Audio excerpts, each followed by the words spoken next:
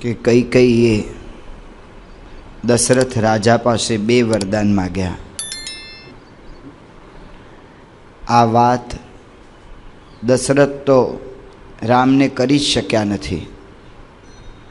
દશરથ બેભાન જેવી હાલતમાં મૂર્છાવસ્થાની અંદર પડ્યા છે અને કૈકેયીએ રામને કહ્યું કે તારા પિતા એવું ઈચ્છે છે કે તું 14 વર્ષ વનમાં જા અને રાજ્યાભિષેક ભરતનો થાય.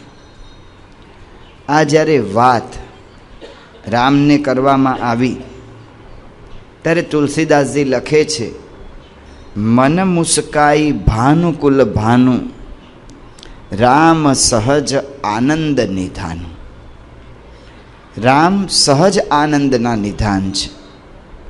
રામ સાહજિક આનંદને માણે એવા પુરુષ છે. રામ સહજ આનંદ નિધાન, સાહજિક આનંદ એને જ લેવા માગે છે. એમનો આનંદ એ દેશ ઉપર, કાળ ઉપર, વ્યક્તિ ઉપર, પદાર્થ ઉપર, કોઈ ઉપર આધારિત નથી.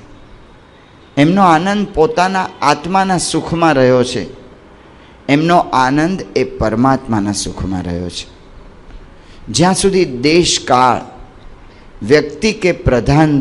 વ્યક્તિ કે વસ્તુ એ પ્રધાન થાય છે, કહેતા કે આપણા આનંદનું એ લક્ષ્ય બને છે, ધ્યેય બને છે, ત્યાં સુધી આપણી અવસ્થા, આપણી સ્થિતિ એ ચાવીવાળા રમકડા જેવી બની રહે છે.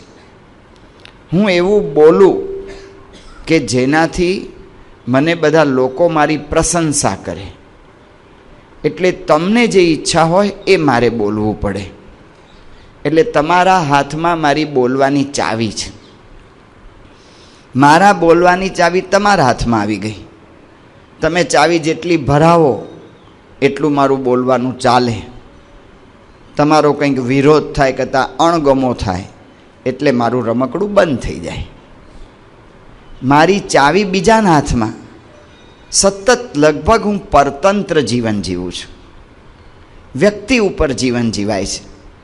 બીજો વ્યક્તિ મને શું કહેશે, અજાગ્રતપણે પણ આ જ રીતે જીવન જીવાય છે.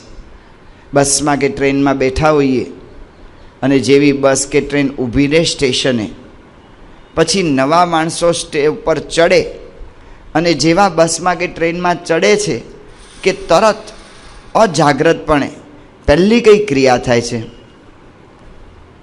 આ શું છે? સામેની વ્યક્તિ મને જોઈને શું કહેશે?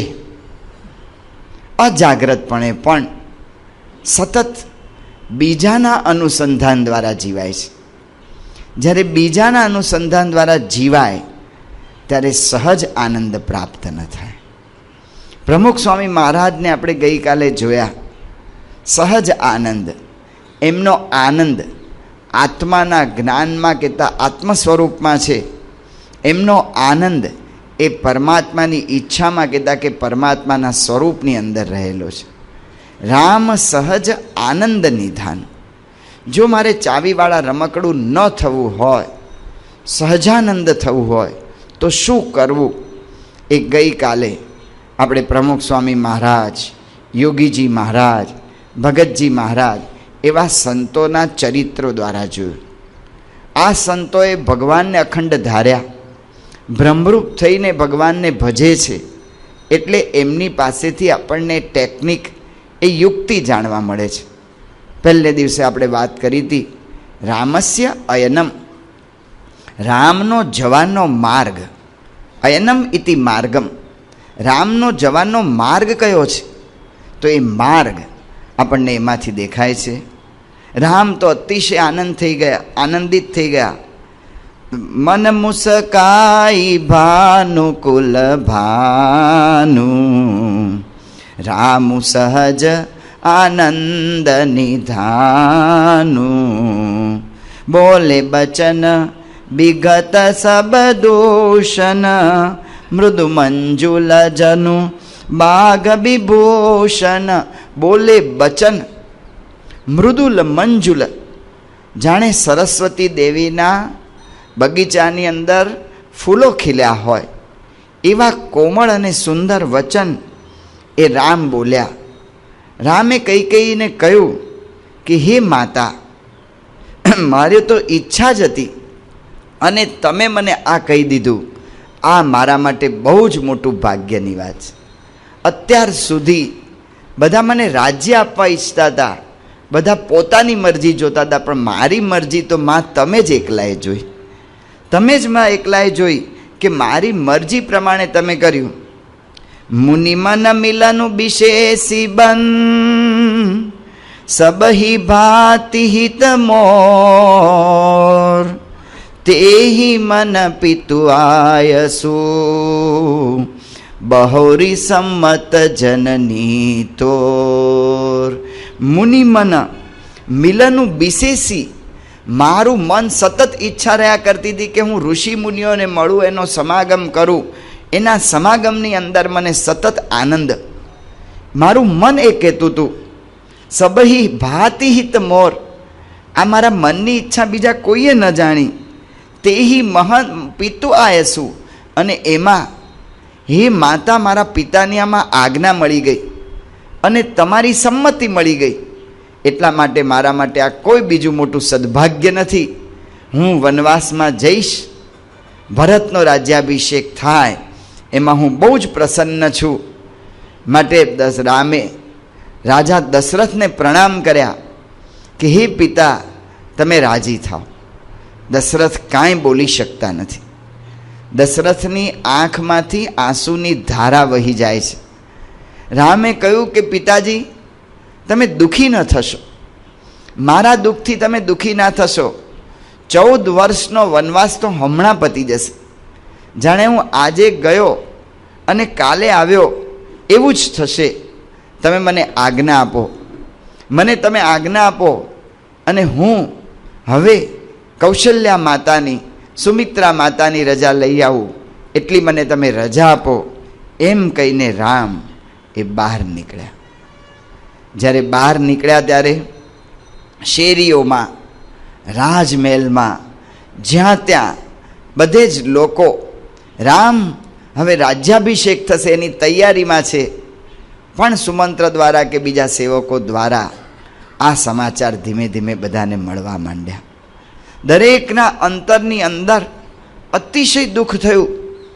કૈકેયીએ આ કર્યું છે એ જ્યારે સજ્જન સન્નારીઓએ જ્યારે જાણ્યું, સુગ્ન સ્ત્રીઓએ જાણ્યું, ઋષિ પત્નીઓએ જાણ્યું, ત્યારે એ બધા કૈકેયીને સમજાવવા આવ્યા. પણ કૈકેયી, એનો અહંકાર પરાકાષ્ઠાએ પહોંચ્યો હતો. અહંકાર જ્યારે સામાન્ય ધોરણે હોય ત્યારે માનની અપેક્ષા રાખતું હોય, એનાથી વધારે એકાદ પગલું આગળ ભરે ત્યારે સામેની વ્યક્તિની ઈર્ષા કરે, એનું અહિત ઈચ્છે. એનાથી વધારે જ્યારે આગળ પગલું ભરે ત્યારે દરેકની ઈર્ષા કરે, મત્સરના સ્વરૂપે આવે. અને એ પછી જે પગલું ભરે હઠની પ્રકૃતિ આવી જાય, ત્યારે અહંકાર પરાકાષ્ઠાએ પહોંચી જાય. એ કોઈની વાત કે કોઈનો વિચાર સ્વીકાર કરી શકે એવી એની સ્થિતિ જ ના રહે, એવું એનું મનોવલણ જ ના રહે. કૈકેયી એ હદ સુધી પહોંચી ગઈ છે. રામ પોતે કૌશલ્યા માતા પાસે પહોંચ્યા. કૌશલ્યા માતા બહુ જ પ્રસન્ન થઈ ગયા. રામ, મને હતું જ કે રાજ્યાભિષેક પહેલાં તું મારી પાસે આવીશ, અને એટલા માટે મેં બધી જ તૈયારી કરી રાખી છે. મેં જુદા જુદા મિષ્ટાનોને બધું લાવી રાખ્યું છે. રામ, આજે મારે તને આ બધું જમાડવું છે. તું જલ્દી જલ્દી અહીંયા બેસ. મારી ઈચ્છા કેટલા વખતે પૂરી થઈ કે આજે મારા પુત્ર રામ, એનો રાજ્યાભિષેક થાય છે. રામને કૌશલ્યા ભેટી પડ્યા. રામે ત્યારે માતાને કહે છે, ધર્મ ધુરી ન ધર્મ ગતિ જાની, ધર્મ ધુરી ન ધર્મ ગતિ જાની, કહે હું માત સન અતિ મૃદુ બાની, પિતા દિન્હ મોહી કાનન રાજુ, જહ સબ ભાતી મોર બડકાજુ. હે માતા, રામ કેવા છે? ધર્મ ધુરીન ધર્મ ગતિ જાની. એમણે જાણ્યું કે મારે અત્યારે શું કરવાનું છે. પોતાની ફરજ એ આ સંજોગોમાં રામ ચૂકતા નથી. જ્યારે જ્યારે મુશ્કેલીનો સમય આવી જાય ત્યારે વ્યક્તિએ પોતાની ફરજ ઉપર વધારે લક્ષ્ય આપવાનું હોય. જો ફરજ પર આપણું લક્ષ્ય હોય તો પ્રશ્નને ટાળવાનો ઉકેલ મળી જાય છે. એ પોતે એની અંદર, એ પ્રસંગની અંદર પોતે જોડાઈ ન જાય, પણ પોતાની ફરજ જાણીને પોતે પ્રસંગથી અલગ રહેતા શીખે. રામ શું કરે છે? કહે હું માતુ સન અતિ મૃદુબાની. માતાની સમક્ષ અતિ મૃદુ વાણી, અતિશય કોમળ વાણી એ રામ એ બોલી રહ્યા છે અને કહે છે કે હે માતા, મને પિતાએ રાજ્ય આપ્યું છે. પિતા દિનહ મોહી કાનન રાજુ. મને જંગલનું રાજ આપ્યું છે. માં, અયોધ્યાનો વિસ્તાર તો બહુ નાનો છે અને મને વનનો મહા મોટો વિસ્તાર એ મને આપી દીધો છે. અને એ મારા મનની ઈચ્છા જ હતી. જ્યાં સબ ભાંતિ મોર બડકાજુ. મારું ત્યાં મોટામાં મોટું કામ થવાનું છે, મારી ઈચ્છા બધી જ ત્યાં પરિપૂર્ણ થવાની છે. એવું રાજ્ય એ મને પિતાએ આપી દીધું છે. જો રામ માટે કથાકારોએ, વિવેચકોએ, જે રામાયણના વિવેચકોએ રામ માટે એવો શબ્દ વાપર્યો છે, વચન રચના નાગર. કઈ જગ્યાએ કઈ વાત કરવી એના નિપુણ. વચન રચના નાગર, ક્યાં શું બોલવું. માતાએ કહ્યું કે બેટા, તારા રાજ્યાભિષેકની હું તૈયારીની રાહ જોઉં છું, ચાલ બેસી લે, મિષ્ટાન ખાઈ લે. રામ એવું નથી બોલતા કે શું હવે મિષ્ટાન ખાવું. આ કૈકેયીએ જે બધું કર્યું છે, આ કૈકેયીના પાપે મને જંગલમાં નાખ્યો. એક શબ્દ રામના મોઢામાંથી નથી નીકળ્યો. એ જાણે છે કે જો કૈકેયીનું નામ દેશું, જો હું આ દોષ વ્યક્તિ ઉપર લઈ જઈશ તો આ પ્રશ્નનો ઉકેલ નહીં આવે. એટલા માટે એમણે કહ્યું, કૈકેયીનો કોઈ ઉલ્લેખ જ નથી કરતા. નથી કૌશલ્યા માતા પાસે કૈકેયીનો ઉલ્લેખ કર્યો કે નથી સીતા પાસે કૈકેયીનો ઉલ્લેખ કર્યો. 2 વખત રામને આ કહેવાનો પ્રસંગ આવ્યો. ક્યાંય ક્યારેય કૈકેયીનો ઉલ્લેખ એમણે આખા જીવન દરમિયાન કર્યો નહીં. એમણે કહ્યું કે માં, મને પિતાએ કાનન કહેતા કે વનનું રાજ્ય આપ્યું છે. મારે વનમાં જવાનું છે અને બધી રીતે મારા માટે બળકાજુ, બધી રીતે મારા માટે ઉપયોગી છે. રામ રાજ્યની જે કલ્પના અથવા રામ રાજ્ય કેવું હોઈ શકે એનો પ્રારંભ રામના મનમાં અહીંથી થઈ ચૂક્યો છે. શ્રી રામચંદ્રજીના મનમાં અત્યારથી જ આ વિચાર થઈ ચૂક્યો છે. રામ વિચારે છે કે રાજા દશરથ ચક્રવર્તી હોય અને આટલા મોટા રાજા, એનું આટલું સુંદર રાજ્ય, આટલી બધી રાજ્ય વ્યવસ્થા, પણ વિશ્વામિત્રના આશ્રમમાં રાક્ષસો આવે અને એક ઋષિ દોડતા દોડતા અહીંયા મહેલમાં આવીને સમાચાર આપે, ત્યારે રાક્ષસોને દૂર કરવાનું કાર્ય થાય. આ કેવું શાસન! મહેલનો જ સાચવણી થાય અને આશ્રમો જંગલમાં દૂર પડ્યા છે, એનું કોઈ રક્ષણ ન થાય. આ શાસન બરાબર નથી. શાસન એવું હોવું જોઈએ કે જંગલ હોય કે શહેર હોય, દરેકનું સમાનતાથી રક્ષણ થાય. એટલા માટે રામ કહે છે કે મોર બડકાજુ, એ મોટામાં મોટું મારા માટે કામ થશે. શાસન એવું જોઈએ કે દરેકને સમાન ભાવે મળવું જોઈએ. એટલા માટે રામ કહે છે કે મારું મોટામાં મોટું કામ થશે. એટલા માટે ભગવાન સ્વામિનારાયણે એમના પરમહંસોને ગામડે ગામડે મોકલ્યા. ખાલી શહેરમાં રાખ્યા હોત તો ચાલત, પણ આ પરમહંસોએ જીવન પરિવર્તનનું કાર્ય કરવા માટે ખાલી અમુક જ વર્ગ કે અમુક જ પ્રદેશ ન જોયો. એમણે જોયું કે લુહાર એની ધમણ ચલાવવામાંથી નવરો થતો નથી, તો લુહાર જ્યાં ધમણ ફૂંકતો હોય એ જગ્યાએ બેસીને, જ્યાં લોઢું ટીપતો હોય ત્યાં બેસીને વાત કરી. કુંભારના ચાકડા પાસે બેસીને વાત કરી. ખેડૂત ખેતી કરતો તેના હળ સાથે હાલીને કહેતા કે ખેતર ખેડતા ખેડતા એને વાત કરી. ગામડે જઈને આખી જાગૃતિ લાવ્યા.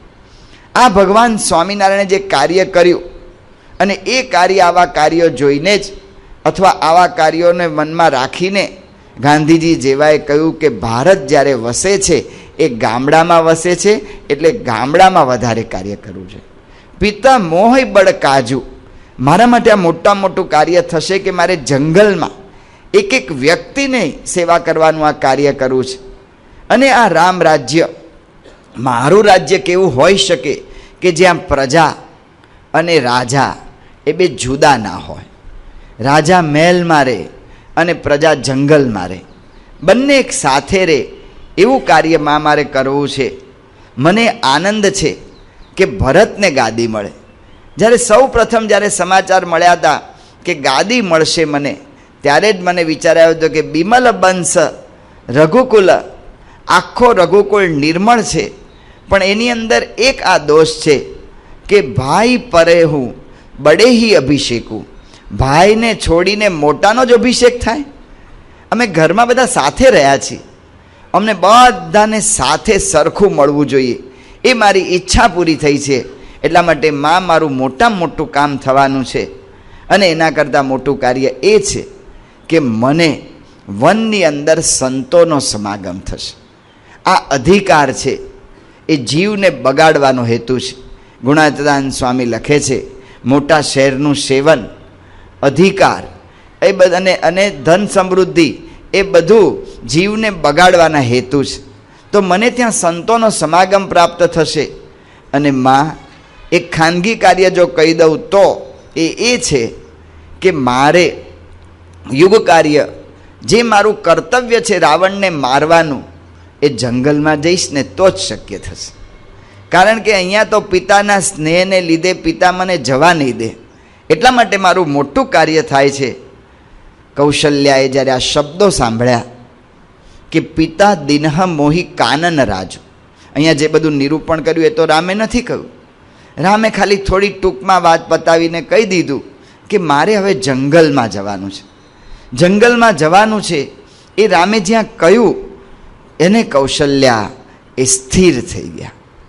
આઘાત લાગ્યો એમને, જાણે હરણીને કોઈએ બાણ માર્યું હોય, જાણે કોઈએ ગોળી મારી હોય, અને જેવો આઘાત લાગે એવો આઘાત એ કૌશલ્યાને લાગ્યો છે. કૌશલ્યાને આઘાત લાગ્યો. કૌશલ્યા ધીરજ રાખી શકે નહીં અને કંઈ કહી શકે નહીં. ભયંકર મૂંઝવણની અંદર કૌશલ્યાજી આવી ગયા છે. આવા કટોકટીના પ્રસંગોની અંદર શું કરવું એ કૌશલ્યા શીખવે છે. તુલસીદાસજી લખે છે કે કૌશલ્યાની મતિ કેવી થઈ. ધર્મ સ્નેહ ઉભય મતિ ઘેરી, ભઈ ગતિ સાપ છછુંદરી કેરી. ભઈ ગતિ સાપ છછુંદરી કેરી. સાપે જેવી રીતે છછુંદર ગળ્યો હોય અને છછુંદર ગળ્યો હોય ને સાપને છછુંદરની જેવી ગતિ થાય, એવી માતા કૌશલ્યાની ગતિ થઈ.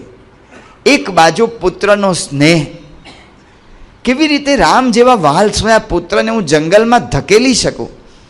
હું હા પાડું કે રામ તું જા જંગલમાં? ના, એ શક્ય ન થાય. એક બાજુ પુત્રનો સ્નેહ અને બીજી બાજુ સતીનો ધર્મ, પતિવ્રતાનો ધર્મ. પતિની ઈચ્છામાં ભળી જવું એ મારી ફરજ છે. હવે શું કરું? રાખવું સુતવું, કરવું અનુરોધું, ધર્મ જાય બંધુ બિરોધું. જો હું કહું કે પિતા, હે બેટા તું અહીંયા રહી જા, તો જો હું કહી જાઉં તો ભાઈઓનો અંદર અંદર કદાચ શક્ય થાય ને વિરોધ થાય, અને કુટુંબની અંદર એટલો મોટો પ્રશ્ન થઈ જશે કે આખું કુટુંબ તૂટી જશે. જો હું સ્નેહ રાખું તો ધર્મ જશે, પતિવ્રતાપણાનો મારો ધર્મ જશે.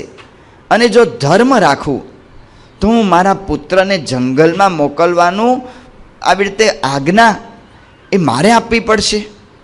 કૌશલ્યા માતા અતિશય મૂંઝવણમાં છે. કટોકટીનો પ્રસંગ છે. હવે શું કરવું આમાં?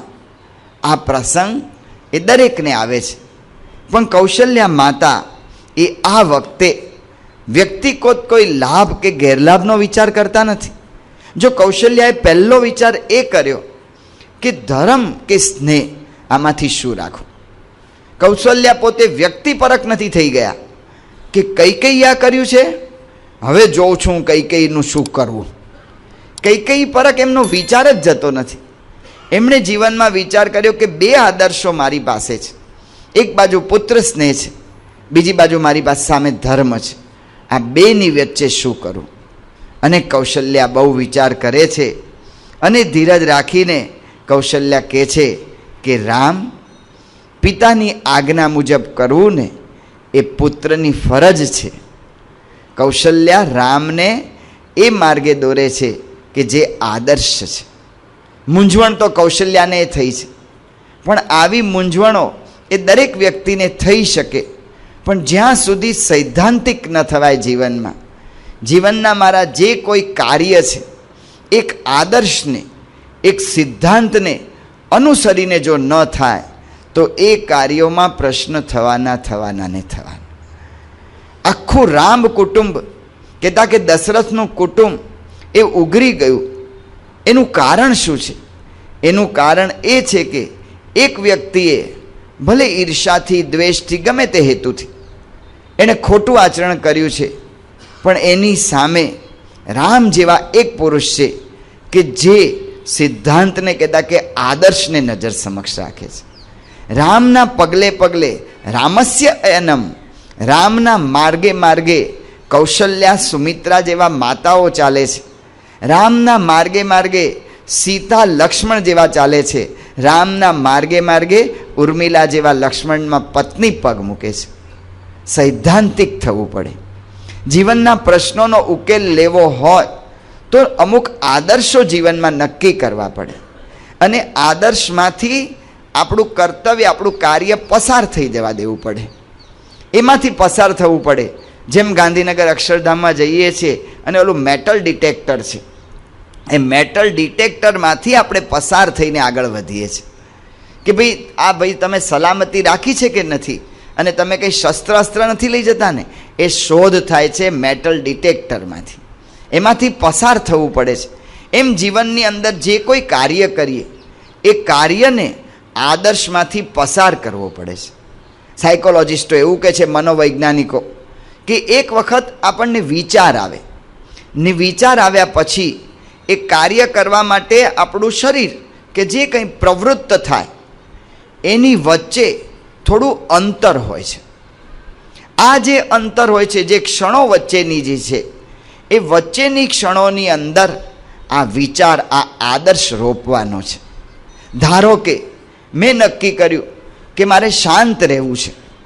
આ મારો આદર્શ થઈ ગયો કે મારે શાંત રહેવું છે. હવે ઘરની અંદર ટકટક શરૂ થાય કે અમે તો તમારે માટે કરીને મરી જઈએ છીએ, પણ તમારે અમારી કોઈ ગણતરી નથી. આ સામાન્ય કોમન સંવાદ દરેક ઘરનો છે. તો અમે તમારે માટે કરીને મરી જઈએ છીએ ને તમારે અમારી કોઈ ગણતરી નથી. ને ત્યાં આપણો તરત ગુસ્સો જાય કે આમાં શું કરવું. આવું ટકટક કોઈ કરતું હોય તો એની સામે તો જવાબ આપવો જ જોઈએ ને. ત્યારે આપણી ક્રિયાને આદર્શમાંથી પસાર કરવી પડે. મેં નક્કી કર્યું છે કે મારે શાંત રહેવું છે. આદર્શ શું છે? આદર્શ આ છે, તો પછી મારે આમ ન કરવું જોઈએ અને મારે સમસમી રહેવું જોઈએ. અને સમસમવું ન હોય તો એવા આદર્શની પાછળ જે સિદ્ધાંતો છે એને મારે વિચારવા પડે છે. એને વિચારવા પડે છે તો હું આદર્શને વળગીને જીવનમાં આગળ વધી શકું. કઈ કૌશલ્યાની સામે બે દ્વિધા છે. મારા પુત્રનો સ્નેહ રાખું કે હું ધર્મ રાખું. આ બે દ્વિધાની સામે કૌશલ્યાને કટોકટી છે. એની અંદર એમને પણ સમસમી ગયા છે. શું કરવું એમને પણ અંતરમાં અતિશય દુઃખ થયું છે. રામને જંગલમાં ન જ જવા દઉં, એમના અંતરમાં પણ આવો નિશ્ચય થઈ રહ્યો છે. પણ એની સામે કૌશલ્યા પોતાના જીવનનો આદર્શ મૂકે છે. મેં મારા જીવનમાં શું નક્કી કર્યું છે? મેં નક્કી કર્યું છે કે મારે સતીનો ધર્મ, પતિવ્રતાનો ધર્મ એ મારે પાળવો છે. એ આદર્શ મૂકીને કૌશલ્યા એની લાગણીઓને દબાવી દે છે, અને લાગણીને દબાવીને એ જે આદર્શ છે એના માર્ગે આગળ વધે છે. સૈદ્ધાંતિક થવું પડે. જો પ્રશ્નનો ઉકેલ લાવવો હોય તો, જો જીવનની અંદર આનંદ પામવો હોય તો. કદાચ સ્થૂળ રીતે ઘણી વખત એવું થાય છે કે મેં નક્કી કર્યું છે કે મારે શાંત રહેવું છે અને એટલા માટે સ્થૂળ રીતે હું શાંત રહું, સ્થૂળ રીતે શાંત રહું, ક્રોધ ન કરું, કદાચ સામેની વ્યક્તિની નિંદા પણ ન કરું, પણ અંદર ખાને વિચાર દ્વારા એવી રીતે કાર્ય કરું કે એ કાર્યની અંદર મારો અહમ પોસાતો હોય કહેતા કે મારી મરજી પોસાતી હોય. આવું ઘણીવાર સજ્જનોમાં, સાત્વિક માણસોમાં થાય છે, મારા જેવામાં થાય છે. હું શાંત રહું, હું કોઈની નિંદા ના કરું, હું ક્રોધ ના કરું. લોકમાં લોકો કહે હો તમે તો બહુ સારા રહ્યા, અને અંદર ખાને મારી મરજી પ્રમાણે કરાવું, વર્તાવું. ત્યારે શું થાય છે? ત્યારે આદર્શ મારી મરજીને કરવાનો એક ઢાલ બની જાય છે. એક ઢાલ બની જાય એટલે મારી ક્રિયા, એની ધારી, એનું ફળ એ મને મળતું નથી.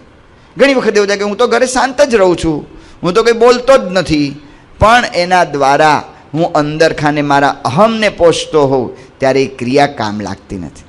એટલા માટે પૂજ્ય મહંત સ્વામી બહુ સરસ સમજાવે છે. પૂજ્ય મહંત સ્વામી એક વાત કરે છે કે આવું જ્યારે થાય ત્યારે શું કરવું જોઈએ.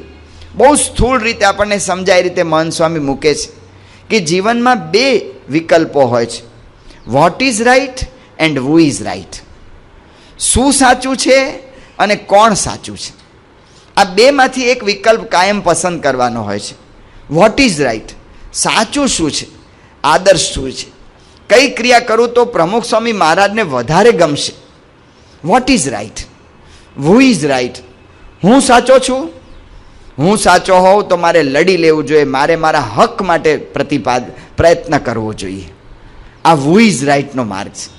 જ્યારે જ્યારે હુ ઇઝ રાઇટનો માર્ગ લેવામાં આવે ત્યારે ત્યારે અહમ જ પોસાય છે, અને અહમ અને મમત્વ પોસાય છે.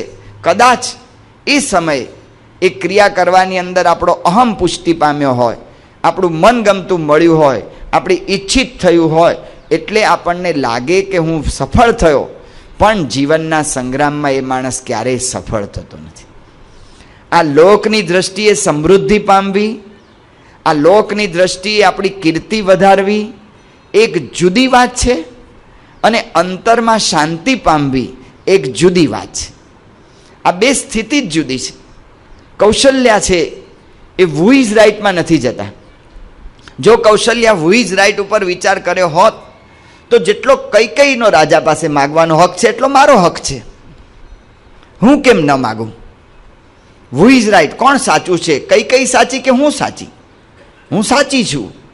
તો કદાચ દશરથ રાજા આજે કૈકેયીને વશ થઈ ગયા છે, તો મારે હજી કંઈ મારો તક નથી ગુમાવી દીધી. મેં આખી અયોધ્યાની પ્રજા મારી સાથે છે. હું અયોધ્યાની પ્રજાને ઉશ્કેરું, હું બળવો પોકારું, કારણ કે હું તો સારું કામ કરું છું. માતાએ પોતાના પુત્રના સ્નેહને વશ થઈને એના પુત્રને જંગલમાં ન જ જવા દેવો જોઈએ, ને આમાં તો સ્પષ્ટ દેખાય છે કે દગો થયો છે, કપટ થયું છે. હુ ઇઝ રાઇટ ઉપર ગયા હોત તો કૌશલ્યાએ આખી અયોધ્યાની પ્રજાને ઉશ્કેરી અને બળવો પોકારાવ્યો હોત. પણ હુ ઇઝ રાઇટનો માર્ગ એ કોઈ દિવસ શાંતિદાયક નથી. એટલા માટે ઉપનિષદ લખે છે શ્રેયશ્ચ પ્રેયશ્ચ, બે માર્ગ છે જીવનની અંદર, શ્રેય અને પ્રેય. આ જીવન આખા દરમિયાન ક્ષણે ક્ષણે આ માર્ગ આવ્યા કરે છે. શ્રેયશ્ચ પ્રેયશ્ચ, કયું મારે કાર્ય કરવું? આ મને મારા મનગમતું પ્રિય કરવું કે કલ્યાણનું શ્રેયનું માર્ગને અનુસરવું? What is right and who is right. What is right, સાચું શું છે? સાચું એ છે, આદર્શ એ છે કે મારે મારા પતિના વચનને પુષ્ટિ આપવી જોઈએ. સાચું એ છે કે કદાચ ભલે અત્યારે રામ વનમાં જાય, રામને વનનું દુઃખ પડશે, હું મારા વાલ સોયા પુત્રને ખોઈ બેસીશ, અમને બંનેને દુઃખ થશે, પણ જો એ માર્ગ અપનાવશું ને તો કુટુંબ ટકી જશે. વોટ ઇઝ રાઇટ, આ સાચું છે, આ આદર્શ છે, તો એ માર્ગે મારે જવું છે. એમ કૌશલ્યા વોટ ઇઝ રાઇટના માર્ગે જાય છે. દરેક ક્ષણે ક્ષણે વોટ ઇઝ રાઇટ એનો વિચાર કેવી રીતે કરવો, એનો ઉકેલ આપણને પૂજ્ય ડૉક્ટર સ્વામી આપે છે. કારણ કે આપણે આ રામાયણની અંદર વિચાર કર્યો હતો કે રામસ્ય અયનમ, રામનો માર્ગ, રામનો માર્ગ કયો છે એ આપણે જાણવો છે. રામના માર્ગે માર્ગે ચાલવું છે. રામના માર્ગે માર્ગે ચાલીને મારે પણ મારા ઘરની અંદર રામનું રાજ્ય સ્થાપવું છે. મારે પણ મારા જીવનની અંદર રામનું રાજ્ય કહેતા કે ભગવાનનું રાજ્ય સ્થાપવું છે. તો કયો માર્ગ છે? તો પૂજ્ય ડૉક્ટર સ્વામી, આ મોટેરા સંતો પોતાના જીવનની અંદર કેટલો બધો અનુભવ કરીને આ વાત કરે છે. એક વખત પૂજ્ય ડૉક્ટર સ્વામી, ઈશ્વરચંદ સ્વામી અને મહંત સ્વામી બધા સંતો ભેગા થઈ ગયા હતા અમદાવાદમાં. એકાદશીનો ઉપવાસ હતો, બપોરે કંઈ આરામ કરવાનું નહોતો અને ત્રણેય સંતો બેઠા અને બીજા બધા સંતો આગળ પાછળ બેસી ગયા હતા અને ગોષ્ઠી ચાલતી હતી. ગોષ્ઠીમાં થોડી ઘણી વાતનો વિષય નીકળ્યો, કથા વાર્તાનો. ઈશ્વરચંદ સ્વામી કે કોઈ કથા કરતું હોય ને તો મને બહુ આનંદ આવે સાંભળવાનો, પણ આમ કહી દેવું, આમ કથા કરી દેવી ને મને વાત મળી ગઈ છે એટલે લાવો કરવું ને એમ તેમ એવો બહુ જલ્દી આમ વિચાર નહીં. મહંત સ્વામી કે મને પણ એ જ બહુ આનંદ આવે. પૂજ્ય ડૉક્ટર સ્વામીને પૂછ્યું કે તમે કથા કઈ રીતે કરો છો એટલી બધી ઉમંગથી? કોઈ દિવસ મોટેરા સંતો પોતાની સાધના જલ્દી જણાવતા નથી, પણ ડૉક્ટર સ્વામીએ સાહજિક રીતે કહી દીધું કે હું 6 મહિના સુધી કોઈ પણ વિચારનો અમલ કરવા પ્રયત્ન કરું અને પછી એ વાત સમાજમાં કહેતા કે આપણી સમક્ષ મૂકે છે. પૂજ્ય ડૉક્ટર સ્વામી આ વિચારનો અમલ કરીને આ વિચાર આપણને આપ્યો છે, એ રાજીપાનો વિચાર. What is right? હું જે કંઈ કરું એમાં પ્રમુખ સ્વામી મહારાજ રાજી થશે ને? આ વિચાર છે ને એ રામનો માર્ગ છે, એ વોટ ઇઝ રાઈટનો માર્ગ છે, આદર્શનો માર્ગ છે. બહુ સ્થૂળ રીતે આપણને સમજાવી દીધું. સંપૂર્ણ ગીતાનું આ રહસ્ય છે. ગીતામાં શ્રી કૃષ્ણ ભગવાને અર્જુનને બહુ ઉપદેશ આપ્યો, ત્યારે છેલ્લે અર્જુને એ જ કહ્યું, નષ્ટ મોહ સ્મૃતિ લબ્ધા તત્પ્રસાદાત મયાચ્યુત કરીષ્યે વચનમ તવ સ્થિતોથી ગત સંદેહ કરીષ્યે વચનમ તવ. મારો મોહ નાશ પામી ગયો છે, હવે હું તમે જેમ કહેશો ને એમ કરીશ. આ એ જ વિચાર છે. ગીતાનું રહસ્ય આ જ છે. એ જ વિચાર એ ડૉક્ટર સ્વામી આપે છે કે રાજીપાનો વિચાર. રાજી થશે ને? હું આ કાર્ય કરું છું એમાં મહારાજ અને સ્વામી રાજી છે ને? પૂજ્ય યોગીજી મહારાજ આ વિચાર કેટલી સૂક્ષ્મતાથી કરવાનો છે એનું રહસ્ય બહુ સ્થૂળ રીતે આપણને સમજાવે છે. યોગીજી મહારાજના વખતમાં યોગીજી મહારાજ કૃષ્ણચરણ સ્વામીના મંડળમાં હતા અને કૃષ્ણચરણ સ્વામીના મંડળમાં બધી સેવા યોગીજી મહારાજ કરતા. એ વખતે વાસણ પિત્તળના કલાઈ કરવાની આવે તો કલાઈ કરવાની થાય, યોગીજી મહારાજે શીખી લીધું કે કલાઈ કેવી રીતે કરવી. એટલે કલાઈની અંદર ઓલો કંઈક તપેલી બપેલી જે કંઈ હોય એને ગરમ કરવાની હોય. ગરમ કરીને એની આમ જ્યોત આમ એકદમ ગરમ થાય એટલે કંઈક નવસાર કે એવું કંઈક અંદર છાંટે અને પછી આમ કંઈક પોતું ફેરવે અને પછી કલાઈનું કંઈક ઓલું રૂપેરી રંગનું હોય છે એવું એ પદાર્થનું એને આમ ફેરવે એટલે કલાઈ ઓગળે ને પછી આમ પોતું ફેરવીને કલાઈ થઈ જાય. એની અંદર કલાઈ કરવાવાળો હોશિયાર હોવો જોઈએ. જો હોશિયાર ના હોય ને તો અંદર ગાંઠા પડી જાય, નાની નાની ગાંઠો થઈ જાય ને પછી એમાં શાક ચોટે, દાળ ચોટે, બધું જ ચોટે. કલાઈ કરવાવાળો જો હોશિયાર હોય ને તો જેવું તળિયું લીસું હોય ને એવું જ રાખે. યોગીજી મહારાજ કલાઈ કરતા હતા. કલાઈ કરતા હતા ને એ વખતમાં ઓલા આપણે તો અત્યારના ચૂલા આવે તો કલાઈ જ નીકળી ગઈ, સ્ટીલના વાસણ આવી ગયા. પણ એ વખતે કલાઈ કરે એટલે કલાઈને ઓલું તપેલી બપેલી ગરમ થાય એના માટે દેવતા એકદમ આમ સળગતો રહેવો જોઈએ. એટલા માટે અત્યારના મશીનો રાખીએ છીએ આપણે મોટરવાળા, ને મશીનો રાખીએ છીએ એટલે મશીન જેમ ચાલે ને એટલે પછી ઓલું એકદમ મોટું થાય. એ વખતે વ્યવસ્થા નહોતી એટલે ભૂંગળીથી ફૂંકવું પડે. વાંસની ભૂંગળીઓને ફૂંક મારે એટલે ઓલો અગ્નિ પ્રજ્વલિત થાય. તે બાજુમાં ઓલા ભગવાનદાસ નામના ભાઈ એમને ઊભા રાખેલા અને ભૂંગળીથી ભગવાનદાસ ફૂંકે એટલે એકદમ અગ્નિ પ્રજ્વલિત થાય ને યોગીજી મહારાજ કલાઈનું ઓલું પોતું બોતું આમ ફેરવે અને તપેલીમાં જુએ કે કેવી કલાઈ છે. હું આવી રીતે કલાઈ કરતાં શીખ્યો તો હું કરું. હું આમ તપેલીમાં આમ પોતું બોતું ફેરવું અને પછી જોઉં કે કલાઈ કેવી થઈ. જુઓ ભગવાનદાસ કેવી કલાઈ થઈ, મોઢું દેખાય છે ને, મને આવડી જ જાય. જે ક્રિયામાં હું પડું ને એ ક્રિયાની અંદર હું આગળ વધી જ જઉં. જો આપણો અહમ પુષ્ટિ કરીએ છીએ દરેક ક્રિયા દ્વારા. યોગીજી મહારાજ શું કરે છે?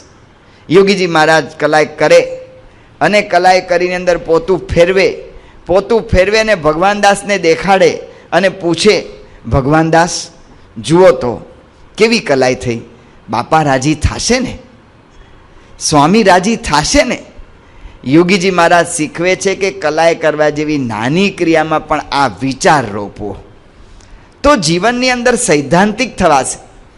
હું જે કંઈ ક્રિયા કરું છું એમાં વોટ ઇઝ રાઈટ, શું સાચું છે. હું ક્રિયા કરું છું એમાં સ્વામી રાજી થશે. હું આ રીતે ઘરમાં બોલું છું એનાથી સ્વામી રાજી થશે ને. હું ઘરમાં આ રીતે છોકરાને મારું છું, મારવાનો કોઈ વાંધો નહીં, ક્રિયા કોઈ પણ કરવામાં વાંધો નથી, એની ના પાડવામાં આવી નથી, પણ એ ક્રિયા એ સ્વામી રાજી થશે એવી રીતે.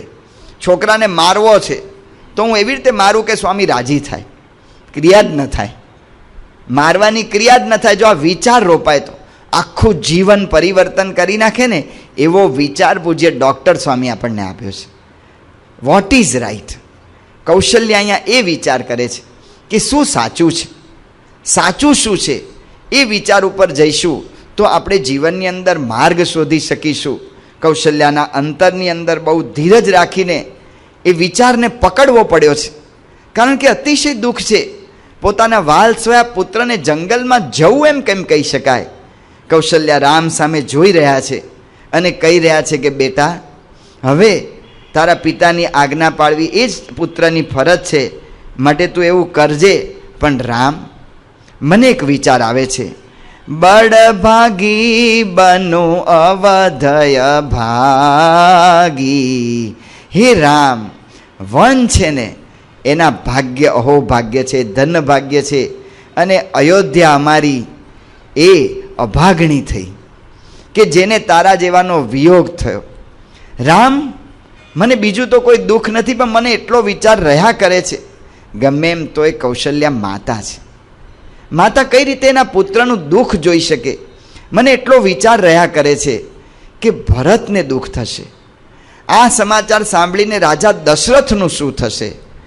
રામ, હું તને એમ તો ન જ કહી શકું, મારો ધર્મ ચૂકી ન શકું કે મને તું સાથે જંગલમાં લઈ જા, પણ હું વન દેવતાઓને પ્રાર્થના કરું છું કે હે વન દેવતાઓ, તમારું મારા પુત્ર એ રામનું તમે રક્ષણ કરજો.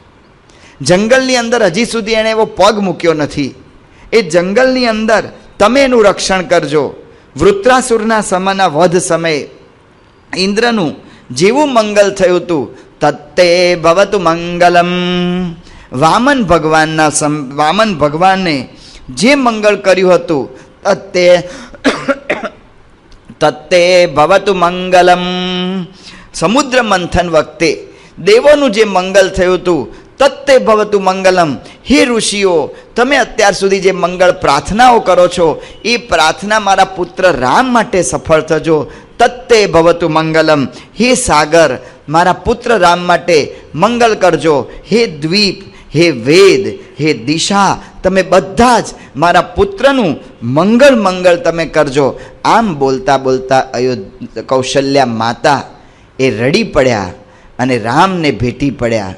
રામે કહ્યું કે માં, બહુ કાળ નહીં જાય, હું થોડા વખતમાં જ પાછો આવી જઈશ, માટે તમે આવી રીતે શાંતિ રાખો અને તમે ધીરજ રાખજો. આ સમય ધીરજ રાખવાનો છે. તુલસી રામાયણમાં આવે છે કે સીતાજી પણ ત્યાં જ ઊભા હતા. વાલ્મીકી રામાયણમાં એવું કહ્યું છે કે સીતાજીને મળવા ગયા રામ. ગમે તે હોય, પ્રસંગ તો સાચો છે જ કે સીતાજી રામને મળ્યા છે.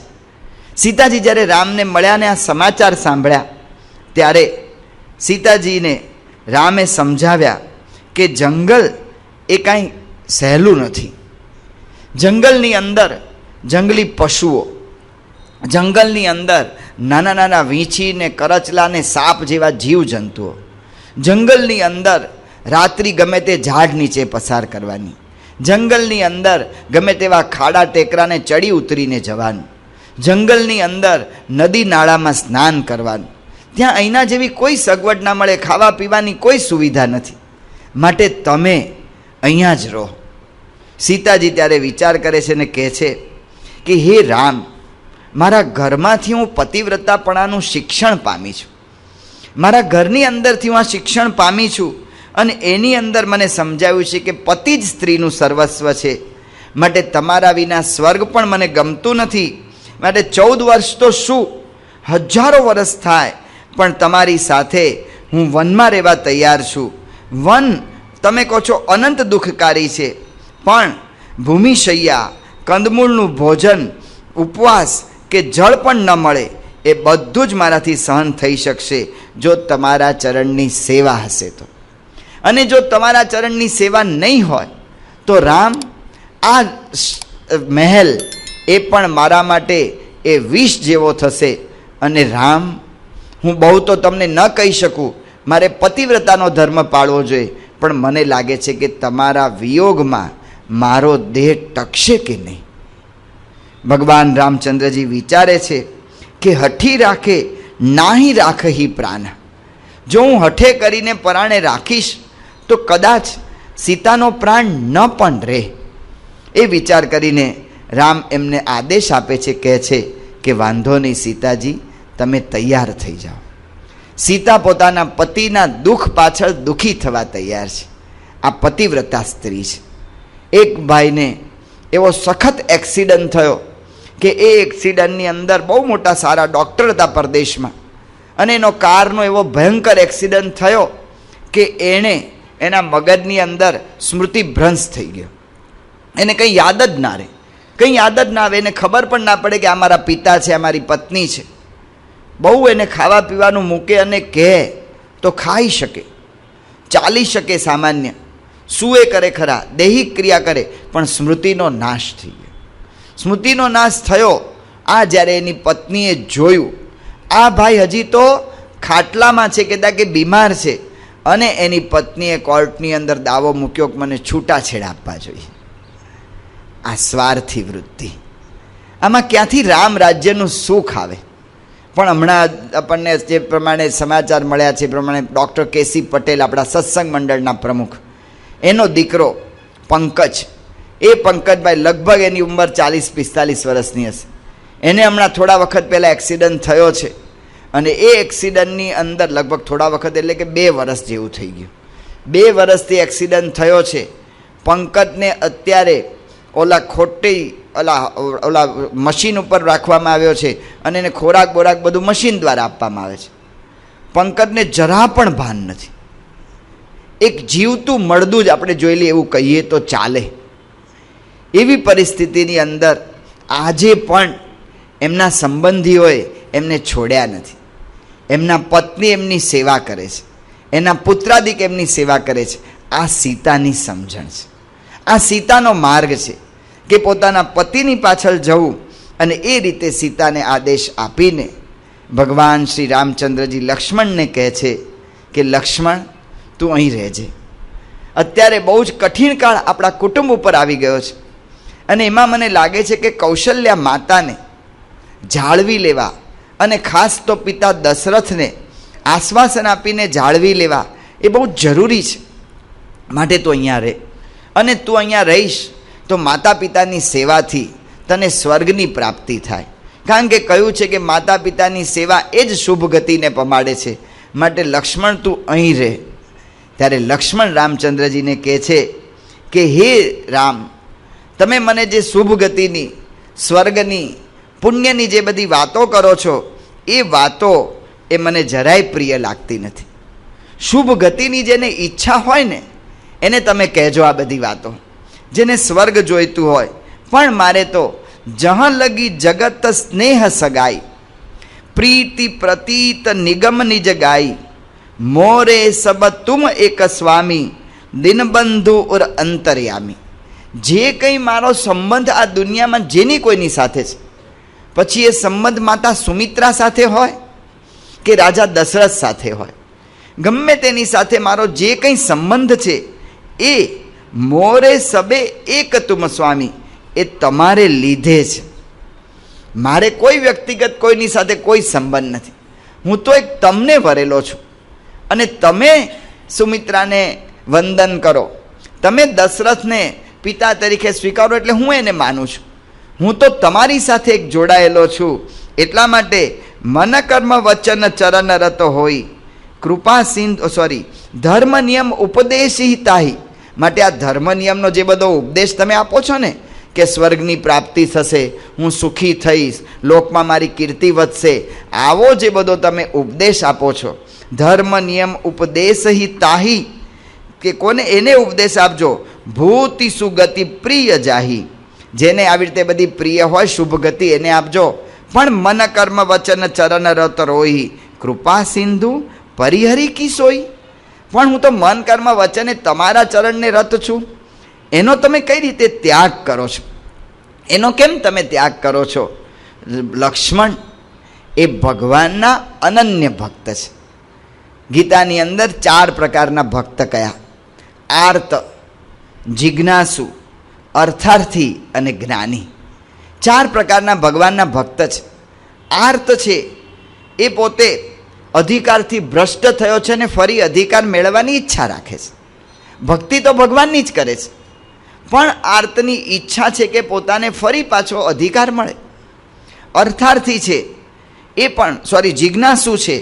એ જિજ્ઞાસુ એ બીજી તો કોઈ ઈચ્છા નથી રાખતો, પણ એટલી ઈચ્છા રાખે છે કે ભગવાનની સાથે સાથે પોતાને પોતાના આત્માનું જ્ઞાન થાય.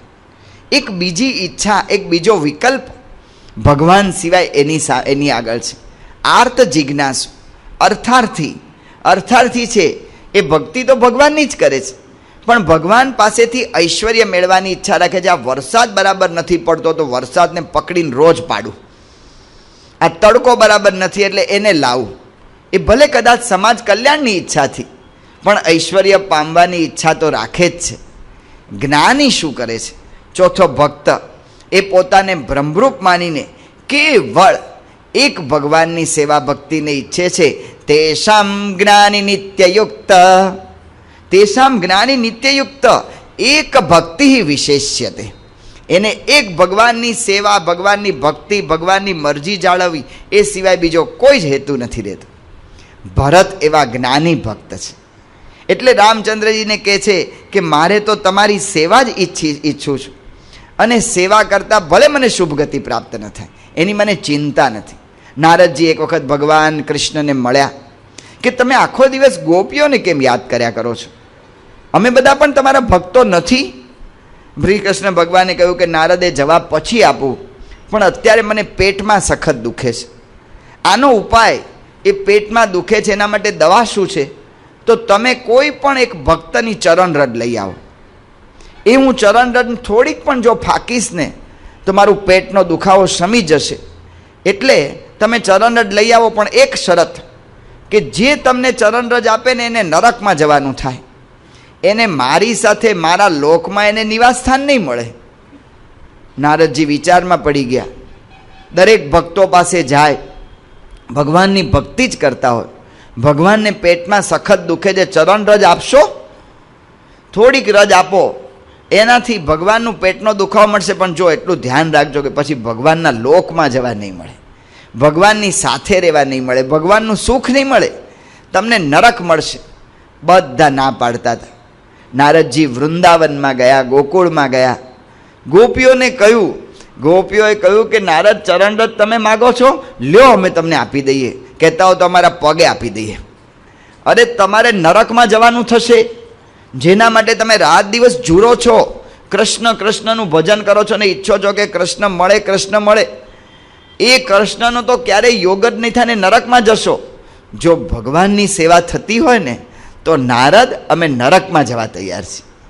જ્યારે ચરણરજ કૃષ્ણ ભગવાન પાસે લાવ્યા ત્યારે ભગવાને કહ્યું કે નારદ, આટલા માટે હું ગોપીઓને રોજ યાદ કરું છું, બાકી ભગત તો તમે ક્યાં નથી? તમારી ચરણરજ તો હતી જ ને. પણ ભગવાન સિવાય બીજી એક ઈચ્છા, ભગવાન સિવાય બીજો એક વિકલ્પ.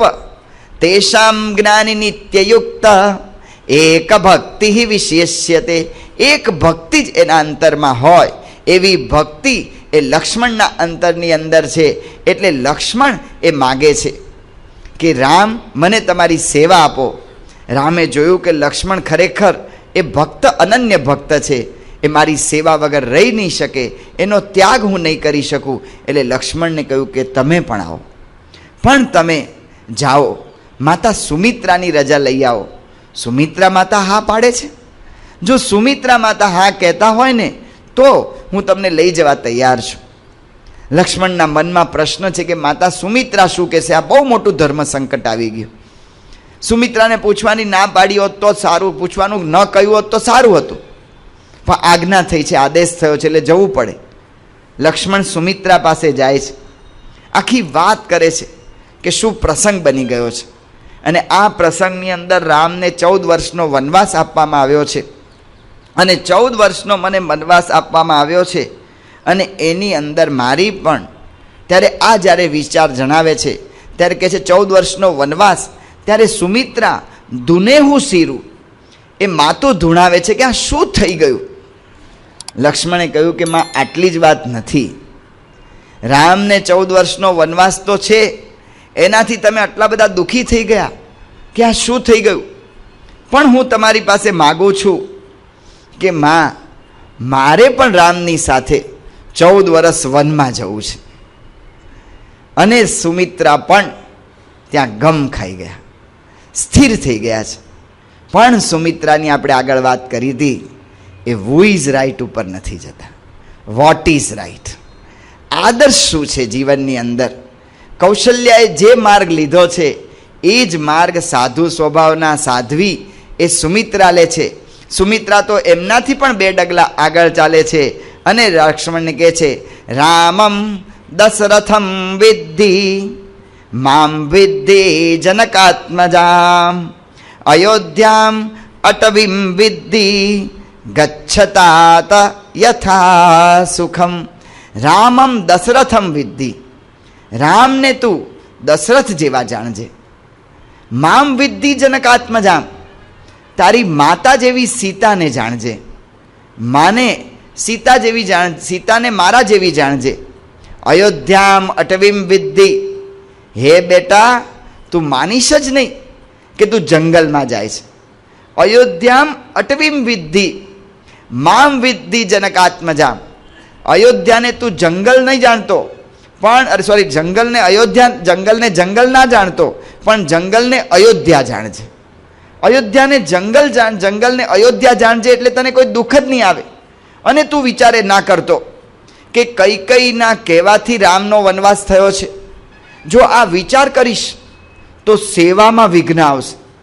જો આપણે વાત કરીએ છીએ વોટ ઇઝ રાઈટ, આદર્શ શું છે, એ તરફ કૌશલ્યાએ રામને દોર્યા, એ તરફ સુમિત્રા એ લક્ષ્મણને દોરે છે અને કહે છે, તુમારી ભાગ રામો બન જાહી દૂસર હેતુ તાત કછું નાઈ. હે લક્ષ્મણ, તું એમ માનજે કે તને આ સેવા આપવા માટે જ રામ વનમાં ગયા છે. આમાં કોઈનો વાંક નથી, કોઈની જરૂરિયાત નથી. આ તો તને સેવા મળે એ હેતુથી જ આ જંગલનું ગોઠવાયું છે. દૂસરો હેતુ તાત કછું નાહી, બીજો કોઈ આનો હેતુ જ નથી. માટે કારણ કે સકલ સુકૃત કર બડ ફલ એવું રામ સિય પદ સહજ સનેહું. સકલ સુકૃત બડ ફલ એવું, આજ સુધી જે કંઈ ધર્મ નિયમ પાળ્યા, જે તપ કર્યું, જે ત્યાગ કર્યું, જે કંઈ તે પૂર્વજન્મમાં કે આ જન્મમાં જે કંઈ એવા સુકૃત કર્યા છે, એનું મોટામાં મોટું ફળ શું છે? રામ સિય પદ સહજ સનેહું. રામ અને સીતા કહેતા કે ભક્ત અને ભગવાન એના ચરણાવિંદમાં આપણું મન ચોંટે, એ જ મોટામાં મોટું ફળ છે. બેટા, તે આ મન કર્મ વચને તું આ વિચાર રાખજે. રામ અને સીતાના ચરણાવિંદમાં મન જોડી રાખજે. કોઈ દિવસ રાગ દ્વેષ નહીં આવવા દેતો, ઈર્ષા નહીં આવવા દેતો, મોહ ન આવવા દેતો, સ્વપ્નમાં પણ કોઈ દોષનો પ્રવેશ ન થાય એનો ધ્યાન રાખજે. અને મન કર્મ વચને તું રામને ભજજે, કારણ કે તારા માટે જ આ જંગલ છે. આ જંગલની અંદર જે જવાનું થયું છે એ બીજા કોઈને માટે નથી બેટા, તારા માટે જ જવાનું થયું. આમ સુમિત્રાએ એમને બળ આપ્યું અને લક્ષ્મણને બળ આપીને કહ્યું કે ગચ્છતાથ યથા સુખમ. હે બેટા, તું જા, રામની સેવામાં જવું છે ને, મને શું દુઃખ પડશે, હું તારા વિયોગે મારું શું થશે, એનો વિચાર તું નહીં કરતો. ગચ્છતાથ યથા સુખમ. જ્યારે જ્યારે એકના એક પુત્રને અથવા તો પોતાના વાલ સાયા પુત્રને દીક્ષા માટે એમની માતાઓ રજા આપતી હોય છે, ત્યારે ઉર્મિલા અને સુમિત્રા અને લક્ષ્મણ એનું દ્રશ્ય ત્યાં દર વખતે દીક્ષા વખતે ખડું થાય છે. ગચ્છતાત યથા સુખમ. પૂજ્ય બ્રહ્મતીર્થ સ્વામી, એમના પિતા લગભગ 40-45 વર્ષની ઉંમર હશે અને લગભગ 40 કે 35 થી 40 વર્ષની ઉંમરે એમના પિતા ધામમાં જતા રહ્યા. મને બહુ યાદ નથી, પણ કદાચ દરિયામાં કંઈક નાવા ગયા હતા ને કંઈ વિઘ્ન આવ્યું ને અકસ્માત થયો ને એમાં કંઈક ડૂબ્યા કે એમાં ધામમાં જતા રહ્યા. અને ધામમાં જતા રહ્યા. એમની માતા વિધવા થયા. એકનો એક પુત્ર. ત્યારે બ્રહ્મતીર્થ સ્વામીની ઉંમર લગભગ 5-6 વર્ષની હશે. આ પુત્રની સામે નજર રાખીને એની માતા એની જિંદગી જીવતી હતી કે આ છોકરો મોટો થશે ત્યારે હું સુખી થઈશ. એ દીકરો મોટો થયો અને એ દીકરો મોટો થયો અને એ દીકરાને સંતોનો સમાગમ થયો, કારણ કે પહેલેથી ઘરમાં સત્સંગ તો હતો જ. સંતોનો સમાગમ થયો અને સમાગમ થયો ત્યારે એના દીકરાએ કહ્યું કે માં, મારે હવે સાધુ થવું છે. જે માતા પોતાના દીકરા ઉપર મીટ માંડીને બેઠી હોય એવો વાલ સોયો એકનો એક દીકરો, એણે જ્યારે આ માંગણી મૂકી, આ ઈચ્છા જણાવી, ત્યારે એની માતા શું કરે છે? એમની માતાએ પત્ર લખ્યો. આફ્રિકા રહેતા હતા એના દીકરાને પત્ર લખ્યો કે બેટા, તું મારો મટીને સ્વામીનો થઈને રહેજે. આ સુમિત્રાનું દ્રશ્ય, આ સુમિત્રાનું કાર્ય એ આજે પણ પ્રમુખ સ્વામી મહારાજના સંબંધમાં શક્ય થાય છે. આ તો એક દ્રષ્ટાંત આપ્યું. આવી તો કેટલીય માતાઓ છે, કેટલા બધા સંતો. લગભગ અમે 812 સંતો છીએ, એમાંથી 75 થી 80 સંતો જેટલા એવા હશે કે જે એના માતા પિતાના એકના એક પુત્ર છે. કેટલાક તો એવા છે કે એને બીજી બહેન પણ નથી, અને કેટલાક પરદેશના તો એકના એક પુત્ર વાલસોએ આપી દે. પણ અમારે જયતીર્થ સ્વામી, એના પિતા દરજી કામ કરે છે અને એની માતા એનો એકનો એક દીકરો આપી દીધો, એના માતા પિતાએ. અમારે ભગવત પ્રકાશ સ્વામી, એના પિતા તો ધામમાં ગયેલા ને એની માતા એટલો કેટલા વર્ષોથી બધા છોકરાઓને એમણે પોતે ઘરકામ કરી કરીને મોટા કરેલા, એનો એકનો એક છોકરો આપી દીધો. આવા તો કેટલાય છે. ગચ્છતાત યથા સુખમ. જે રીતે સુમિત્રા લક્ષ્મણને વિદાય આપે છે, એવી રીતે કેટલાય વાલસોયા પુત્રની વિદાય એ પ્રમુખ સ્વામી મહારાજના સંબંધમાં થઈ રહી છે. લક્ષ્મણ નીકળે છે. સીતાજી તો રામ સાથે નીકળ્યા છે, પણ લક્ષ્મણના પત્ની ઉર્મિલા એ તો લક્ષ્મણને મળવા પણ નથી આવ્યા. વાલ્મીકી રામાયણ કે તુલસી રામાયણ એમાં ક્યાંય એનો ઉલ્લેખ નથી. આજના જમાનાના ટીકાકારો ટીકા કરે છે કે ઉર્મિલાને ધકેલી દીધી. ભાઈ, આ સતી ધર્મ શું છે, પતિ ધર્મ શું છે, વોટ ઇઝ રાઇટ, જે સિદ્ધાંતને વરેલી વ્યક્તિઓ શું છે, એ જ્યાં સુધી ન જાણીને ત્યાં સુધી આ રહસ્ય પમાતું નથી. ઉર્મિલાને ખ્યાલ છે કે લક્ષ્મણ જાય છે, છેલ્લે પતિને મળી લઉં. ના, વોટ ઇઝ રાઇટ. હું સીતા જો જાય છે રામની સાથે તો હું કેમ ન જાઉં લક્ષ્મણની સાથે? ઉર્મિલા દાવો નથી કરતા. ઉર્મિલા સમજે છે, જાણે છે કે સીતા પતિવ્રતા છે, એટલે સીતા એના પતિ જંગલમાં જાય, એના પગલે પગલે ચાલે, એની ફરજ છે. મારા પતિ, હું પણ પતિવ્રતા જો મારે થવું હોય તો મારા પતિ સેવાને પગલે પગલે ચાલે છે, તો મારે સેવાને પગલે ચાલવું જોઈએ. ને જો હું દાવો કરું મારે હારે જવું છે, સાથે જવું છે, તો લક્ષ્મણને રામની સેવા સાથે સાથે મારું પણ ધ્યાન રાખવું પડે, મારી પણ રક્ષા કરવી પડે. મારી રક્ષામાં રામની સેવાનો એટલો વિક્ષેપ થાય. મારા પતિ જો સેવાને માર્ગે ચાલ્યા છે તો એ સેવાને માર્ગ વધારે પુષ્ટ થાય, વધારે અનુકૂળ થાય, વધારે સરળ થાય, એવું મારે કરવું જોઈએ. અને એટલા માટે ઉર્મિલાનો ત્યાગ એ સૌથી વધારે ત્યાગ, મોટામાં મોટો ત્યાગ છે કે પોતાના પતિ લક્ષ્મણને મળવા પણ નથી આવ્યા. કદાચ હું મળું અને મારા પતિનું મન ઢીલું પડી જાય, હું કંઈક કલ્પાન કરી બેસું ને એની સ્મૃતિ જંગલમાં થાય અને રામની સેવામાં વિક્ષેપ પડે, એવો મારે વિક્ષેપ થવા દેવો નથી. આ આખું કુટુંબ એ સિદ્ધાંતને વરેલું કુટુંબ છે. રામનું કુટુંબ, દશરથનું કુટુંબ. એકાદ વ્યક્તિથી પ્રશ્ન થયો, પણ દરેક એક જ વિચાર કરે છે, વોટ ઇઝ રાઇટ. જો આ રીતે કુટુંબની કેળવણી થાય, આદર્શને વળગી રહેવાની, પહેલાં તો હું મારા જીવનમાં કેળવું કે હું આદર્શને વરીને જ વર્તીશ, તો બીજા બધાને હું કરી શકીશ. પહેલું હું પહેલાં કેળવું, તો મારા ઘરની અંદર હું રાજ્ય સ્થાપી શકું. તો પછી એકબીજાને દુઃખમાં સૌ ભાગીદારી લે છે અને એકબીજાને મદદ કરવા બધા તૈયાર થાય છે. એના માટે વાતાવરણ જોઈએ. વાતાવરણ ન થાય ત્યાં સુધી ઘરમાં રામ રાજ્ય સ્થાપી શકાતું નથી. એટલા માટે પ્રમુખ સ્વામી મહારાજ આગ્રહ કરે છે કે ઘર સભા કરો. આ ઘર સભા અને ઘર મંદિર એ ઘરની અંદર ખરેખર કેવું વાતાવરણ કરી દે છે. કેવું વાતાવરણ કરે છે. પંકજભાઈ છે ન્યૂ જર્સીના, આ સ્વામિનારાયણ પ્રકાશમાં બધા પ્રસંગ આવ્યા છે. હું વારંવાર આને કહું છું કારણ કે આના વગર બીજો કોઈ ઉકેલ જ દેખાતો નથી. જો મારે મારા ઘરની અંદર રામ રાજ્ય સ્થાપવું હોય તો કઈ રીતે થશે? તો પંકજભાઈ પટેલ ન્યૂ જર્સીના છે, એણે કહ્યું કે અમારી ઘર સભા શરૂ થઈ. અમારા ઘરમાં અમે 6 સભ્યો છીએ, માતા પિતા, અમે, પતિ પત્ની અને મારા પુત્ર પુત્રી. ઘર સભામાં અમે સૌ બેસવા લાગ્યા, પણ તેની સૌથી પહેલી અને વધુ મહત્ત્વની અસર તો મારા પર થઈ. મારું જ પરિવર્તન પ્રથમ થયું. મારા સ્વભાવમાં ગુસ્સો ઘણો હતો. ઘર સભાને કારણે મારો ગુસ્સો શાંત થઈ ગયો. નાની નાની વાતમાં બાળકો પર હું વધારે પડતો ખીજાઈ જાઉં. તેના કારણે સહજ ધર્મપત્નીને તે બાજુ અણગમો રહે, મારા માતા પિતાને પણ એમ એ ન ગમે, અને બધાને એમ થતું કે હું મારા બાળકો પર ધ્યાન નથી આપતો. આના કારણે જ એમને મારો સ્વભાવ પણ ન ગમે, મને એમનો સ્વભાવ ન ગમે. અને આ પ્રશ્ન ઘરમાં શરૂ થયો. પ્રશ્ન શરૂ થયો. પણ આ ઘર સભામાં શું થયું? પરંતુ અમે ઘર સભામાં બેસતા થયા અને તેમાં સ્વભાવ જ સંસાર આ પુસ્તક વંચાયું.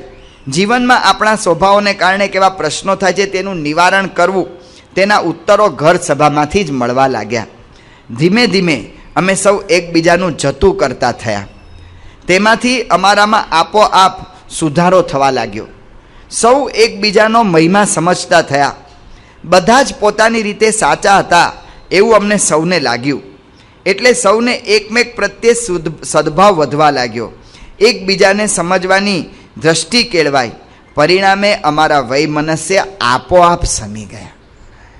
રામ રાજ્ય એનું સ્થાપના આનાથી થઈ, ઘર સભા. બીજી લખે છે આપણા અમદાવાદના ભાઈ છે, અને એ તો લાલજીભાઈ મુંજાણી, ભરતકામનું સામાન્ય કામ કરે છે, પણ એના ઘરની અંદર આ ઘર સભા શરૂ થઈ. એના 3 દીકરા છે. મોટો દીકરો આજે એન્જિનિયર થયો છે, પણ ઘર સભાને લીધે ઘરમાં કેવા સંસ્કાર પડ્યા કે એ ઘરની અંદર એન્જિનિયર થયેલો છોકરો છે, તેમ છતાં પણ સ્કૂલ કે કોલેજમાં કુસંગનો ભોગ તો નથી બન્યો, પણ આજ સુધી હજી આ જમાનામાં એણે એક પણ ફિલ્મ જોઈ નથી. ટીવી માટે એના સંબંધીઓ આગ્રહ કરે છે, એની બાજુમાં જ એના કાકા રહે છે, તેમ છતાં ક્યારેય પણ એણે ટીવી જોવાનો તો એણે ક્યારેય પણ ટીવી જોવાનો એણે વિચાર કર્યો નથી. આ ઘર સભાનો જાદુ, આ ઘર સભાને લીધે આ થયું છે. અને લખે છે કે અમે સામાન્ય સ્થિતિના છીએ, પણ કોઈ જ વસ્તુ માટે તકરાર નહીં. આવક છે તેનાથી પૂરું કરવું, ખોટા ખર્ચ કે મોજ શોખ નહીં. જેને જેટલા પૈસાની જરૂર હોય તેટલા જ લે, અને ત્રણેય તેનો હિસાબ લખીને આપણે કહીએ ત્યારે બરાબર બતાવી દે. જો વાતાવરણ ઊભું થાય, વોટ ઇઝ રાઈટ, એના માટે આ ઘર સભા બહુ મોટું કાર્ય કરે છે. રામના કુટુંબની અંદર આ મોટું વાતાવરણ ઊભું થયું છે. આ બધી વાતો થઈ ગઈ, અને આ વાતો થઈ અને હવે રામને નીકળવાનું છે. દશરથ રાજા રામને હજી વિનંતી કર્યા કરે છે કે રામ, તું ના નીકળ. આજનો દિવસ તું એક દિવસ રોકાઈ જા, એક દિવસ રોકાઈ જા, એક દિવસ તું બધી સમૃદ્ધિને ભોગવ. મારી ઈચ્છા છે, મારે તને જંગલમાં મોકલવાનો થયો, મેં તને સમૃદ્ધિમાંથી છોડાવી દીધો. એક દિવસ તું બધું ભોગવ તો મને શાંતિ થશે. આ જ્યાં દશરથ બોલ્યા ત્યારે રામે કહ્યું કે પિતા, હવે મને રોકાવાનો કોઈ અર્થ નથી ને જંગલ મને પ્રિય છે, મને જવા દો. સુમંત્રએ ફરી કહીને સુમંત્રને લાગ્યું કે રાજા દશરથ જે રીતે બોલે છે એ પ્રમાણે જોતા રાજા દશરથનો દેહ નહીં ટકે, માટે રાજા દશરથનો દેહ નહીં ટકે, હું સમજાવું. એટલે કૈકેયીને ફરી સુમંત્ર સમજાવે છે, પણ કૈકેયી અહંકારની છેલ્લી કક્ષાએ પહોંચી ગઈ છે, હઠ